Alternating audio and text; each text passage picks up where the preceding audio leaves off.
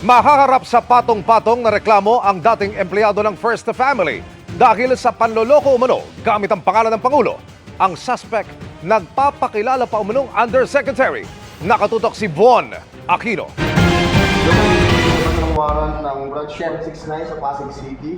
Sa bisa ng 2 warrant of arrest para sa kasong estafa, inaresto ng PNP Criminal Investigation and Detection Group ang lalaking ito sa Pasay City. So ikaw ay may karapatan magkaroon ng sariling abogado kung kayo walang kakayahan.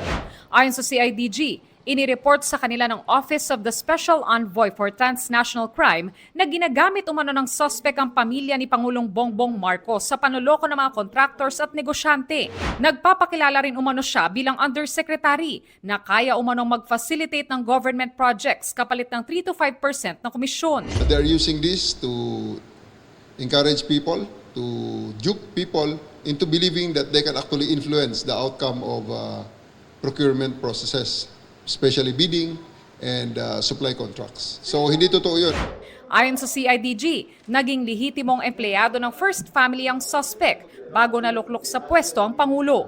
During the election, he is among the persons who is handling the IT matters, IT infrastructure, engagement of sa social media, yung ganon.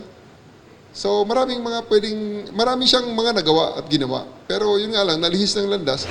Bukod sa 2 estafa case na inihain ng 2 magkaibang complainant, nagsasagawa ng panibagong case build-up ang PNP-CIDG. Ayon sa CIDG, daan-daang milyong pisong halaga ng mga kontrata ang pinasok ng suspect. Kaya kami nananawagan din sa iba pang mga nilapitan itong taong to na baka kayo ay nakapagbayad ng down payment ng pera. You can file your complaints with us. Meron po kayong kasong estafa. Ano pong masasabi niyo po doon? Sinubukan namin kunan ng pahayag ang suspect pero hindi siya kumibo ng aming tanungin. Sinusubukan namin kunan ng pahayag ang Malacanang kaugnay nito. Para sa GMA Integrated News, Von Aquino, Nakatutok, 24 Oras.